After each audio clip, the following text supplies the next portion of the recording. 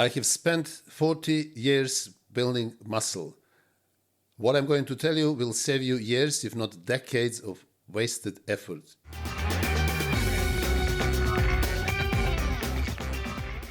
If I have known this when I started, I would have grown twice as fast with half of the frustration. So if you want to build muscle, prevent injuries, and avoid mistakes that so many people are doing, listen carefully until the end of this video. I'm Dr. Nesh Jocic, former bodybuilding champion. I have spent over 40 years in bodybuilding. During that time, I competed 46 times, won 17 titles, and also trained over 3,500 clients and helped them to get in the best shape of their lives. I also published 11 ebooks, which are fully loaded with everything that you always wanted to know about bodybuilding.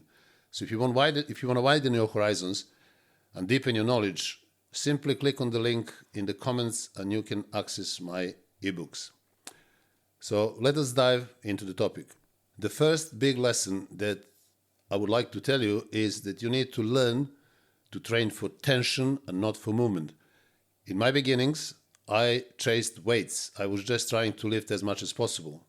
I was training for the movement, for the lifts, for the personal bests, but that was absolutely wrong. I didn't pay attention to tension. It took me years and years to learn that, and actually I wasted so many years in the beginning because I simply didn't train for tension, for muscle tension. And this is obviously relating to mechanical tension, which is the #1 driver for muscle growth. The second lesson that I want to teach you is that you need to do perfect reps. So what is the perfect rep? Every rep is made of 3 parts: concentric, eccentric, and also isometric. So concentric is the part when you're lifting the weight, eccentric is when you're lowering the weight, isometric is the one when you squeeze the muscle at the top in the exercises that allow you full contraction in the top position. Now, the most important thing to bear in mind is that your concentric part or lifting should last at least 1 to 2 seconds. And your eccentric or lowering part should last at least 2 seconds. So the perfect rep should last at least 3 to 4 seconds. During the performance of that whole repetition, you have to pay attention to full control, mind-muscle connection, and also feeling that muscle throughout the motion in as many reps as is required. Now, the third lesson that I would like to teach you is training frequency and split. I have tested every single training system and every possible frequency that you can imagine. So you imagine, and I have done it, right? And this actually took me over so many years to finally discover which training system and which training frequency are actually the best for most of the people when it comes to hypertrophy or muscle growth. Yes, it is true that the biggest legends in bodybuilding like Oliva, Arnold, Serge Nubre, and many others trained every muscle twice per week. And this is true and this is fine. But it doesn't mean that the rest of us, that over 99% of people who go to the gym and try to build muscle will benefit from that system. That system, training muscle twice per week, was actually only good for very, very few people, as I mentioned. But for majority of others, training twice per week will accumulate injuries, will simply stop you growing. You will reach the ceiling very quickly. You will get stuck. Your central nervous system will be overtaxed, so you will be chronically overtrained. Absolutely a wrong approach to most of us. Now, I have discovered the system that most of the people respond to with great benefits and muscle growth. And I have been doing that for over 35 years now. And also all my clients are doing that. My son is doing that, who is natural. A lot of natural people are doing that. So there is no difference between naturals and enhanced. The system is the same. Principles are absolutely the same. And I'm talking about frequency, which is 4 to 5 workouts per week. Personally, I do 5 sessions per week, 5 workouts. On Monday, I do chest. On Tuesday, chest and abs. On Tuesday, I do calves and legs. I take Wednesday off. Thursday is back. Then on Friday, I do shoulders and often hamstrings because I split legs. I don't do everything in one session. And on Saturday, I do arms. So as you see, this is my 5-day training split. There are a lot of people that I advise to go 4 times, so have 4 workouts per week. In that scenario, there are different combinations possible, but I advise, for example, on Monday to train chest and biceps, on Tuesday to train legs, then on Wednesday to take day off, on Thursday to train back, and on Friday to train shoulders and triceps. You can put abs, for example, with back, and calves, obviously, with legs. So this would be the 4-day split. We have 3 days off.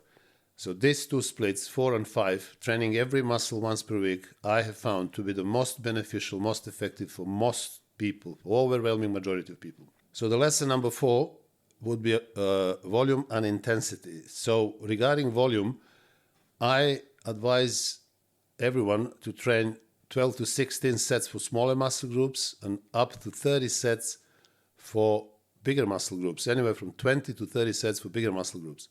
So let's say shoulders, you do 16 sets, biceps, you do 12 to 15 sets, triceps, 12 to 15 sets, chest, back, legs, 20 to 30 sets. Now, when it comes to intensity, I advise not to go to failure at all. Some of you who really want to go to failure, which is not my advice, but you can do it, you should do only 1 set per exercise, probably the last set, to go to failure, and not every training session as well. So not going to failure will give you almost the same results as going to failure, but it will give you more benefits, because going to failure will cause overtraining and over the time and will cause injuries of your connective tissues. Also, going to failure will stress too much your central nervous system, and you won't be able to recover and train next training session with 100% intensity. So when I say high intensity, I obviously talk about intensity that I explain in one of my videos in which I talk about real intensity. Real intensity is a complex concept and is not only lifting heavy weights. Real intensity is actually nothing to do with heavy weights, because there is no such a thing as heavy weights and light weights. There is only right weights. So the weights that you can do in X amount of reps and X amount of sets is your right weight. There is no such a thing that weight is either heavy or light. People say, oh, did he lift heavy weights or light weights? No, he lifted right weights. This is why Serge Nubre, Sergio Oliva, Arnold Schwarzenegger, they all had their weights that they used in order to perform X amount of sets and reps that they found out works best for them. So therefore, forget about this nonsense heavy weights, everyday jargon, folk psychology. That doesn't apply to bodybuilding at all. The only place that we are talking about heavyweights and personal bests is powerlifting or weightlifting, where people actually do everything in order just to lift a certain weight and break record. So, but bodybuilding and muscle growth, muscle hypertrophy has nothing to do with so-called heavyweights. The only ways that you should be concerned, again, are right weights. Lesson number 5, again, not training to failure every set. I don't believe that you should push every set to absolute failure, because going to failure it's not different than going 1 or 2 reps shy of failure. The benefits are absolutely the same, but going shy of failure, you can do more sets. Therefore, you can accumulate more quality reps in that particular workout. So, for example, if you do 6 sets all out to failure, you won't be able to do more sets because you'll be exhausted completely, not just your muscle. Your central nervous system can't take more than that. And last 4 reps or last 4 to 5 reps are actually what is called quality reps. So those quality reps are the ones that promote muscle growth. Now, if you don't go to failure, let's say you're 1 rep shy of failure, you can do many more sets. You can do 20 or 30 sets. Now you're going to lose that 1 rep, 1 quality rep, So instead of 5, you're going to have 4 quality reps. But if you do 20 sets, you're going to end up with 80 quality reps in that session. But if you do 6 sets, you will only end up to failure. You will only end up with 30 quality reps. So quality reps, they are not better or worse quality reps. They are absolutely the same thing. And you want to end up your training session with as many quality reps as you can. The only way to do that, to accumulate enough quality reps, will be to train 1 or 2 reps shy of failure, which will allow you to train 20 or 30 sets for large muscle groups. And funny enough, this is exactly what Golden Era legends did. Again, they were right. They've done that exactly as I have explained. Why Arnold? Why Serge Nubre? Why Sergio Oliva? Why they didn't do 6, 10, 12 sets per muscle group? Because they felt instinctively, now we know scientifically, they didn't know that scientifically, but they just felt it. They were more instinctive, more in touch with nature and more in touch with themselves than we are today. And they have tried everything, and they realized actually that doing higher number of sets, every set 1 or 2 reps shy of failure, was much, much more beneficial than doing otherwise. The proof is in the pudding. You can see all these images of Arnold, his unbelievable, unprecedented size and shape and proportions, unmatched until up to date. Then you have Sergio Oliva, and again, monster bodybuilder, like with best genetics, but also very small waist, huge arms, huge legs, calves, everything on him. Then the phenomenal Serge Nubre, who took bodybuilding absolutely to perfection, managing to sculpt one of the most iconic physiques ever. And these 3 legends are the best proof that the training system they have done and intensity levels that they applied is exactly what you need to do, and this is what I'm advising you to do. Now, the lesson number 6 is importance of rest and recovery. So when I was younger, I thought that actually recovery is simply weakness. Now I know that actually recovery is what builds muscle. So you don't grow when you're training, you're growing when you're resting. Therefore, you have to sleep at least 7 to 8 hours every night, undisrupted. And if you can, you should also have a nap during the day, because there will be extra bonus for your central nervous system and also extra injection of growth hormone even during the day. Lesson number 7 will be advice on diet. I wish I knew that before. I wish I followed the diet that I'm following now, and I started following it a long time ago, but not in the beginning. The diet that I recommend to all my clients, my son is following the diet, and they're all lean and very muscular year-round. Also, they benefit greatly in hypertrophy. They increase their muscle mass on a regular basis. So what I'm talking about is high protein, medium fat, low carb diets. So if you follow that diet, you will never have problem with too much body fat, as I had when I started, and I didn't know that. I believe, like many others, that you need a lot of carbohydrates in order to fuel your training. You needed them for energy, but carbohydrates are addictive, and when you eat them too much, they're going to make you fat. I've seen so many people having problems with body fat year-round, year after year, decade after decade, having health issues simply because they still religiously follow high carbohydrate, medium protein, low fat diet, which is absolutely wrong and should be completely opposite. High intake of protein is absolutely necessary for all your tissues in the body, for all your organs like heart, lungs, liver, kidneys, tissues like blood, skin, hair, nails, nervous system, bones, not to mention muscles.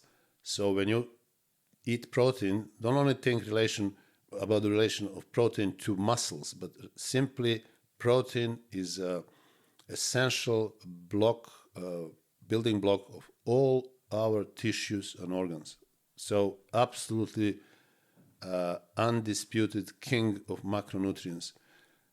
Fat is very important, especially fats, like saturated fats, which are full of vitamin A and D, and also omega-3 oils that you can have in fish, ocean fish, and also in supplemented fish oil or cod liver oil. So high protein, medium fat, low carb diet is the diet that I advise to everyone, regardless of being natural, enhanced, beginner, intermediate, advanced. Is absolutely the best possible diet. I've done so many videos on that particular diet and the importance of high protein and low carb approach. So you're more than welcome to go and check them out so you'll get more information in detail. Number 8 advice would be on cardio. So traditional cardio is going on a treadmill, incline treadmill, steppers, bikes, and similar machinery is absolutely counterproductive, especially for people who are on low-carb diet. So I don't recommend doing conventional cardio 40 to 60 minutes almost every day for many, many reasons. And also for people who are on high-carb diet, they're actually on a wrong diet. And this is why they have to do so-called cardio in order to clean up the mess that they have created, or more precisely, to burn body fat that they have created with the wrong diet. So why would you clean up the mess in the first place? You should not create the mess. You should not accumulate body fat, and therefore you won't need any extra activity to burn that body fat if you are on high protein, medium fat, low carbohydrate diets, and also if you follow training principles as I have mentioned in this video. Now, that doesn't mean that I'm against every type of so-called cardio, but I would rather call it low intensity, long duration exercise. And the best one that you can do is walking, especially outdoors walking. So you go out, you go to the park, you go to the forest, riverbank, anywhere where you can enjoy yourself for 45, 60 minutes, medium pace, nothing exaggerated. Try to relax, breathe, look at the sky, look at the greenery, look at nature, feel yourself, relax, don't think about business or problems or anything like that. Use that 1 hour of outdoor walking for your mental health, for your peace, for your circulation, for production of nitric oxide, and many, many other benefits which you can have only from walking outdoor. People say, oh, but the weather wasn't nice, so can I go and do it in the gym? Yes, you can, but it will never be the same. I mean, walking on the treadmill is never the same as walking outside. It's walking real walk, because walking on a treadmill is a fake walk, right? And it's not beneficial. Also, you're again between the four walls. You're staring in the mirror or in the wall for 40, 50 minutes. You're basically hating it. Everybody hates it, but you're doing it for whatever reasons you're doing it. You probably don't even know why you're doing it, because most of the people think they're doing it to burn body fat. But so-called cardio is very inefficient, is very bad economy when it comes to fat loss. You don't burn fat by doing cardio. You burn fat by dieting and speeding up metabolism by increasing your muscle mass. Well, if you see things in this way, then, things will start getting much better and you will feel much better. Also, not to mention that when you do so-called cardio in traditional way, you're simply pumping cortisol, or you're entering the chronic elevation of cortisol in your body. And cortisol is the hormone that you don't want to have in the body chronically elevated, because it's a catabolic hormone. It breaks muscle tissue in order to supply energy requirements. So burns muscle tissue, and from protein, muscle tissue protein turns into glucose, and therefore that is used for energy. You just need enough cortisol as is necessary for your high intensity workouts, but nothing more than that. When you go to the park and you walk for an hour, medium pace, your cortisol is leveled. It never goes up. But if you start running, and if you start going on the treadmill, which is uphill, or you are on the bike spinning fast, and then your body starts pumping cortisol. And you will enter that chronic elevation of cortisol, which will basically shrink your muscle tissue, especially your legs, and also it will accumulate more fat around your waist. So think twice when you think so-called cardio again. I mentioned a few times so-called cardio because nothing should be called cardiovascular exercise. Everything we do is cardiovascular activity. I can't even talk to you now without my cardiovascular system being activated.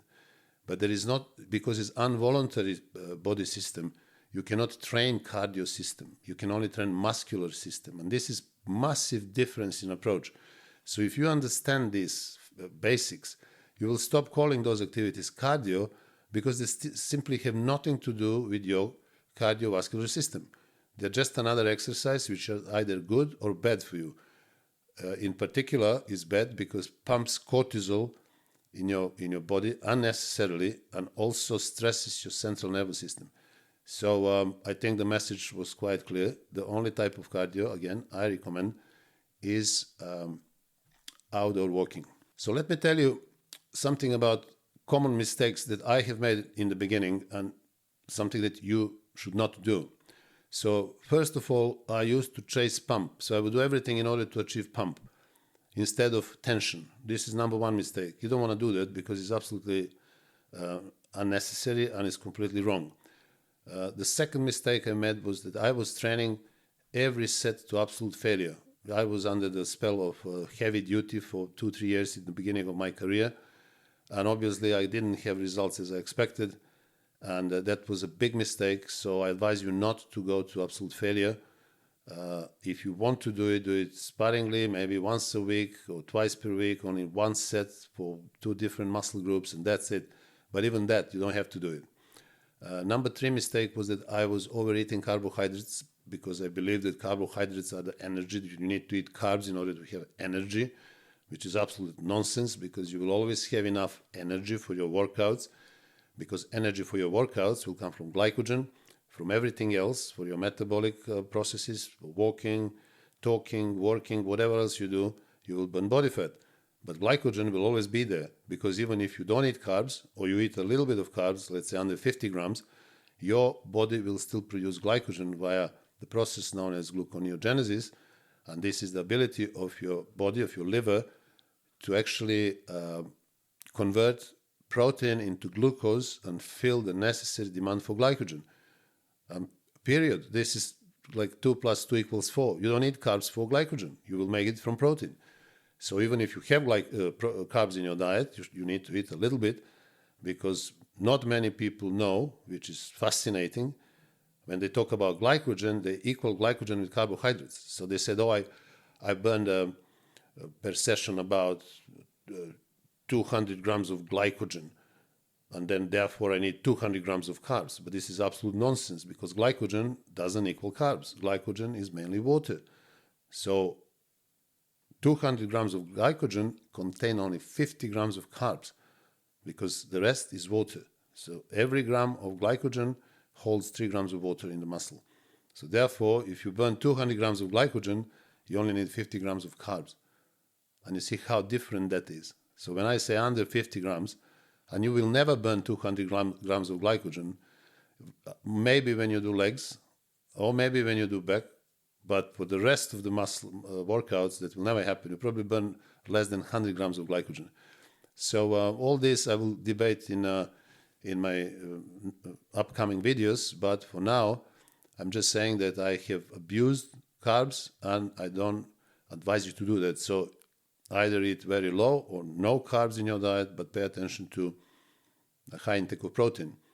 Also, in the beginning, I used to do too much cardio because I was fat and I started panicking and I started doing cardio, but I didn't get rid of fat because I still continued with my high carbohydrate diet in my beginnings. So I was running every day and I was constantly exhausted because I was pumping cortisol. I didn't know that then. My central nervous system was shuttered and I could not burn the body fat that I have accumulated. Luckily, I met some of the best bodybuilders in Yugoslavia in those days, and they explained to me about bodybuilding diet and no need for cardio and high volume training. And the moment I started doing that, I stopped doing cardio and I started losing body fat. So I know it sounds ridiculous, but this is exactly how it is. No cardio if you're on high protein, medium fat, low carb diet and proper workouts. Next mistake was that I ignored biomechanics. I was just lifting weights. I was chasing results. I wanted to be the strongest guy in the gym, in the city, in the country. But then my biomechanics were not very good, so you have to pay attention to that. This is very important because that mechanical tension will be only optimized if your biomechanics are right. I was also underestimating rest, and I thought that, recovery is simply a weakness, and the people who complain about that, they're just weak. But then I understood that actually recovery, the rest periods are when we are growing, so rest periods have to be also taken seriously. I need to pay attention to them. The last problem that I did, a mistake, was that I was always comparing myself to others, and some people were more genetically gifted, and I wanted to catch up with them. But this is completely wrong. The only person you should be comparing yourself to is actually yourself. This is why I advise my clients to do photos every 2 weeks and see the changes as they go along. So the best way to do it is to focus on yourself and to actually pay attention to improvements. Don't bother about other people. They have nothing to do with you. So most people, you have to remember this, that most people don't fail due to the lack of effort. They actually fail due to the lack of understanding. So what I would do if I was about to start today? First of all, I would learn to perform every rep in a perfect form. So as I mentioned, that previous part about the perfect rep, this is the first thing I would do. The second, I would train high intensity, but not to failure, and I would train every muscle once per week. In the beginning, I was training it twice per week. It killed me. This is the second thing that I would do if I started now. And the third thing is I would make sure that I'm building muscle but not getting fat at the same time. This was a big mistake I've done in the beginning. So this is something that you have to pay attention to, and that this is directly related to diet. The number 4 thing that I would do now if I was about to start, go on low carb from the beginning. So you don't need carbs, you need protein and you need fat. My mistake was I had too much carbs. But now, if I started now, this is actually what you should do. Also, if you're starting now, go on low carb immediately. Number 5, I would walk, not run, and also avoid stress as much as possible. Number 6, I would never train to failure. I would always go 1 or 2 reps shy of failure. In the past, I've done a lot of sets to failure. I had lots of injuries. I was overstressed. My central nervous system was completely wrecked. So now I would not do that if I'm starting now. And number 7, I would track the progress based on the weights that I'm using, number of reps, number of sets that I'm performing, obviously density, body shape, visual changes, which, as I mentioned, you should do by doing photos every 2 weeks and actually seeing your results, monitoring them over a period of time. And what about natural bodybuilders? What is my advice to them? So if you are a natural bodybuilder, you have to understand that you have to train intelligently. You have to train with more precision and discipline than people who are enhanced, because they have exogenous help, obviously, via different hormones, but you don't. So you're relying on your own hormones. You have to be very, very informed. You need to be knowledgeable about training, as I explained. You need to go high volume, train every muscle once per week, and don't go to failure. Also, when it comes to diet, you have to eat food that actually increases testosterone production and decreases estrogen and also cortisol. So food that you eat and training that you do should be constantly keeping you up regarding recovery, growth, and testosterone growth hormone production, not down. So I'm doing the video soon with my son, Milos, who is 25 years old, is 95 kgs. There is the video. We did the interview I did an interview with him, and you can see Milos, how he looks, how he trains. And we are going to do another video, which is going to be devoted just to the nutrition regarding natural bodybuilders. So guys, I think I'm probably going to write another book on that subject, but for now, you need to understand, you need to be very, very knowledgeable. As natural bodybuilders have much harder work to do. You have to be patient, you have to be disciplined, and you have to follow all these principles that I have mentioned today. So everything that I have said, advice that I've given it to you after 40 years of plus in bodybuilding, 46 shows, 17 victories, over 3,500 clients, 11 books written. I don't know what else I can tell you in order to help you. So guys, I would like to mention once again that for your benefit, I have published 11 ebooks, which are fully loaded with detailed information about muscle growth, fat loss, training systems, number of sets, number of reps, nutrition, lifestyle change, and basically everything that you always wanted to know about bodybuilding. So if you are interested in expanding your knowledge, simply click on the link in the comments and you can access my ebooks. Also, watch this video in which I introduce my other services, which are all available on my website. Services like personalized training programs, personalized nutritional programs, from which so many people have benefited, which is amazing. Also telephone consultation and online coaching. And for people who live in London, of course, the personal training one-to-one. So I hope that you have enjoyed this video. If you did, please subscribe to my channel and also like the video and send me your comments. And until the next video, I wish you all the best.